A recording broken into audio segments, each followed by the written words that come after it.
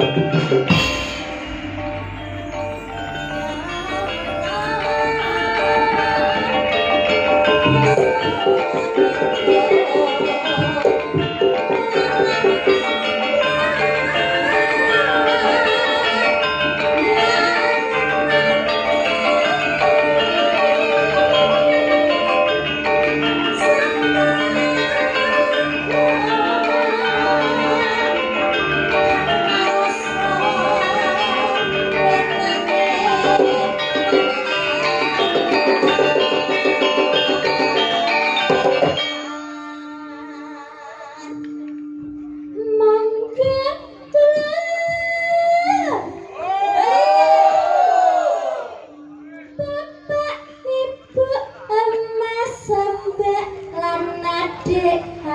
sebaya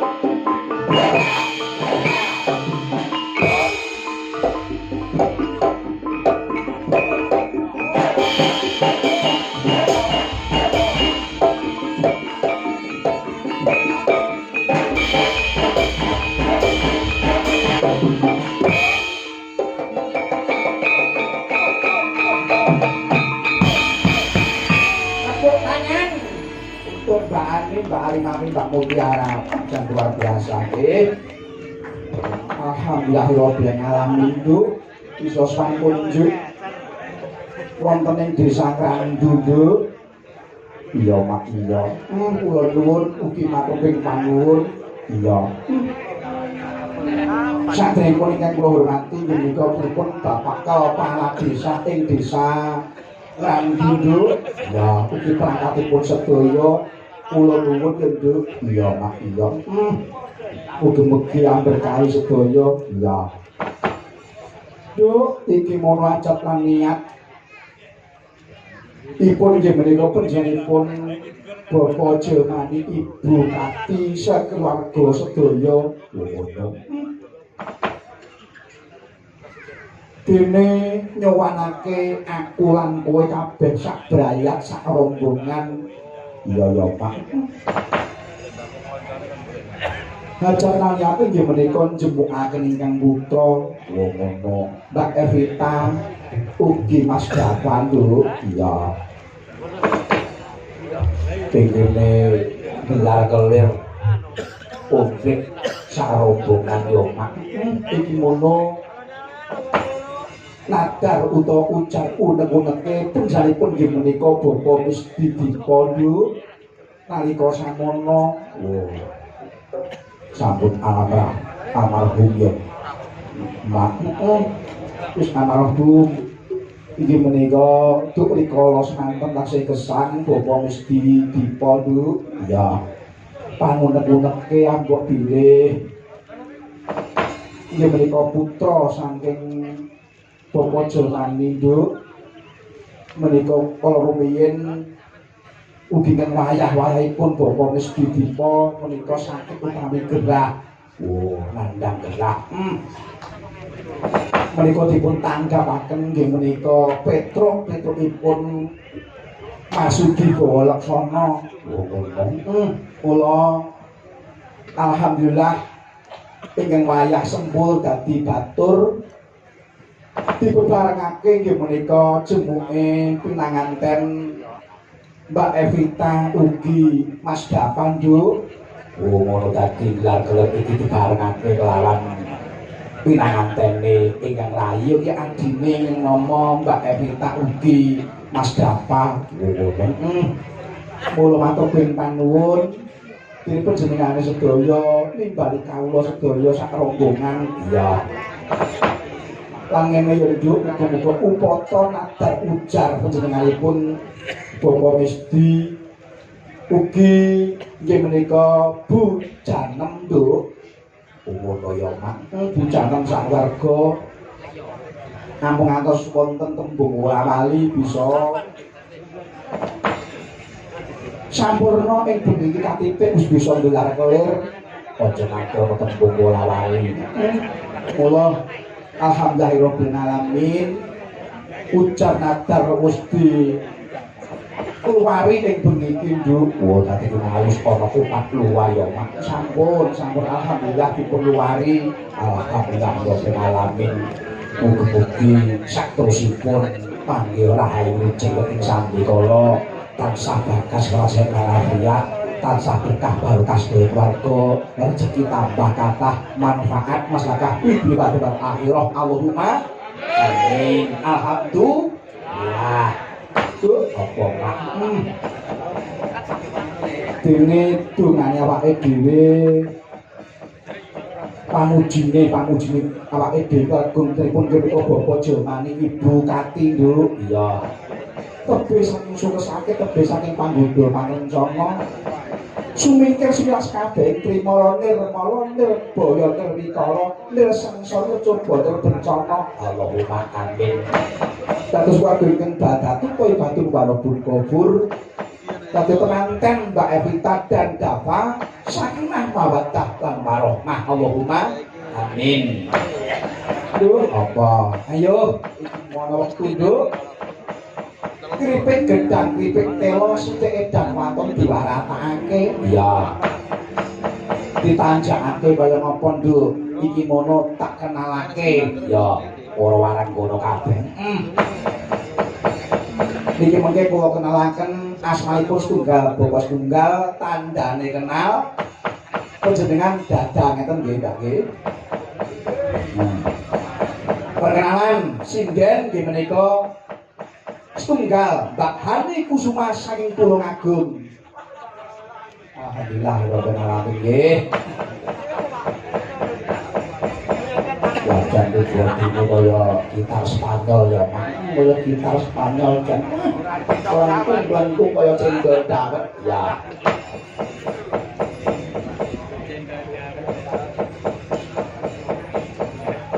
Nggih. Tesih kuliah nggih Mbak Hani. Alhamdulillah kula ngalami itu saking Mbak mugi saged terus lulus. Nggih. Kuliahipun wonten pundi Mbak Hani? Wonten Universitas Terbuka Malang. Alhamdulillah wonten Malang nggih. Jan alhamdulillah mugi sukses. Amin. Kanggo ewak tenan. Ya terus lajengipun Wananggana saterusipun Pak Arimami saking Kota Wonogiri. Alhamdulillah. Kanggo ewak tenan. Jujur. Iya. Sing obahe ngarep tok, mrene ora. Nggih Pak Arimami. Iki tesih kuliah Pak Arimami. Napa sampun sudah? Sampun wisuda. Alhamdulillah. Nggih. Luar biasa. Sampai Wonogiri terkenal tiwule. Mendel kaya tiwul. Nggih, kados tiwul kula ki mendel-mendel. Tiwul putih kok. Dalam Tiwul iki tiwul putih. nek ngen kula anu apa? Iya. Ireng. Wah. Ya apa cah iki? Lho, eca sing ireng nek tiwul niku lho. Eca sing ireng? Eca sing ireng. Percaya aku. Tenan nek tiwule sampeyan kok tiwul sampeyan. Tiwul Wonogiri iki Sego jelas. tiwul. Sego tiwul kuwi pokoke nangkleng. Terus dibumbu karo kulipan. Dikletik-kletik kok jas kuwi. Bayam. Rempeyek teri, jangane terong. Iya, tapi matur nuwun terus sateruse Wananggana Mbak Fitri saking Badekan Ponorogo. Alhamdulillah, can saya iki ya. Mongah iki. Sudah mongah. Ngomong-ngomong sing ndelok kaya ngene nek ulung menteng sing ndelok wah polahe iki jan. Lah nggih. Niku sing nonton nggih. Pripun? Sing nonton niku.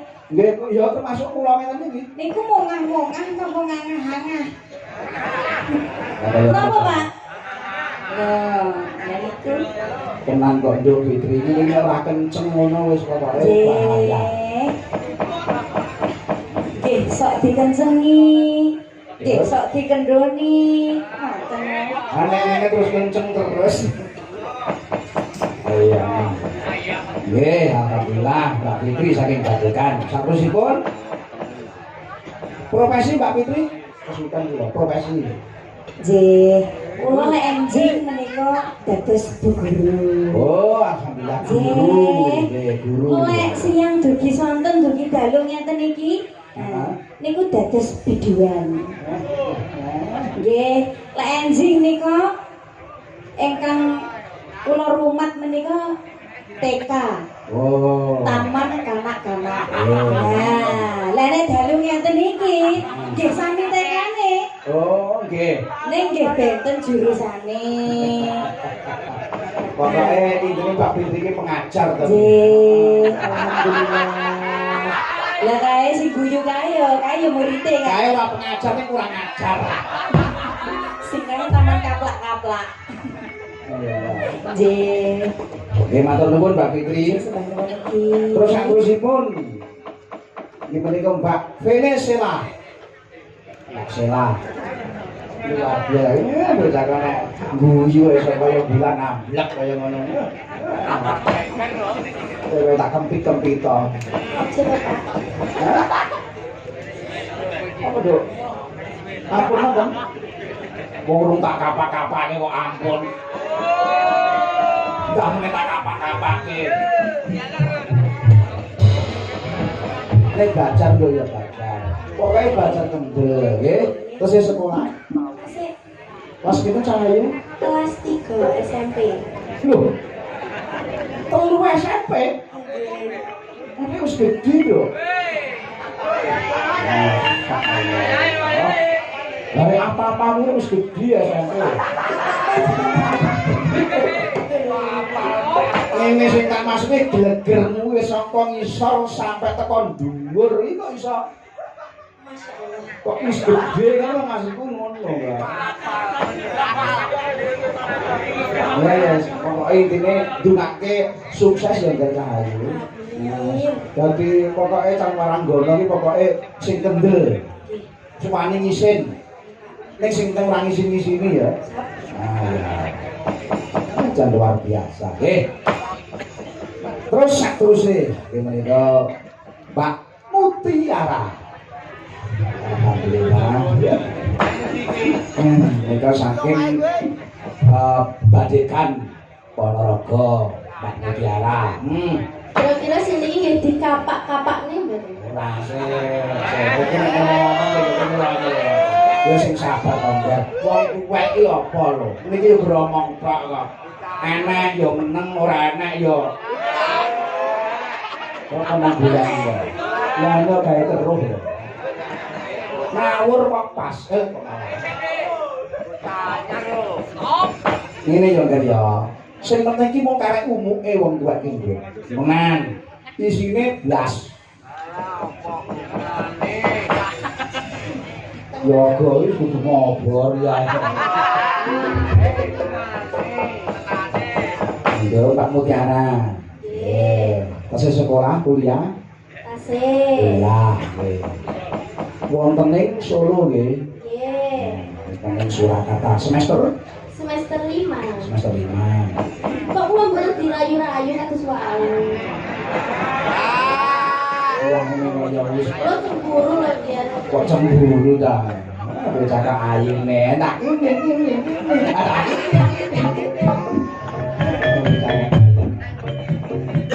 Asal kok untuk dikono bingung. Ayo jamono wong kaping mangke. Sing penting ki bapak ki utuh lho. Wis kok utuh. Budal utuh mulai utuh sing penting. Matur panuwun Mutiara. Tapi saterusipun menika naminipun Mbak Tina saking Kota Wonogiri. Nah, sik kuliah, Mbak. SMP. Kula menika mboten namung kuliah, Loh, terus ya PAUD, ya SMP, komplit nek kula ya. oh sampeyan pengajar nah. Diajar nek kula. Nggih. Jenengan mboten kok diwule pripun ngeten malah gini. Lho, pancen lho, kan pancen nyoto. Nek tewa weton Wonogiri. Kuwi mesti ya empuk, mesti ya wah jan nyunyur nek tewa. Nek tiwul ya tiwul Wonogiri. Ah, Mboten kok ireng apa kuning ngono. tiwulmu ireng apa kuning, Mbak? Hah?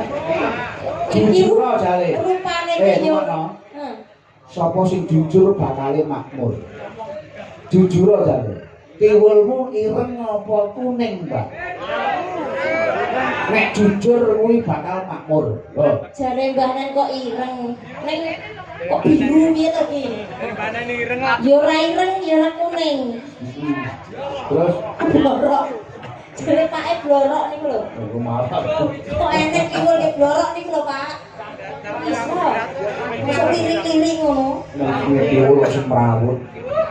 Iki rodok tepung. Nah, alhamdulillah sing enake ngene. Matur ben panuwun. Matur suwun. Jos pokoke jos. Malerek. Warek. Menika wis tak kenalke Kanjeng Mami. Jare rasah ngoten kok. Ketoke ora klegan atine iki wau. Rasah. Ora apa-apa. Karo karo Kuwi wong. Kanjeng Mami kuwi. Enek ya kuwi ora enek ya. Golek. Ya kok iki ngopo ya. Terkenal kan terkenal batur. Kaya ngono isih kena iki klotik-klotik.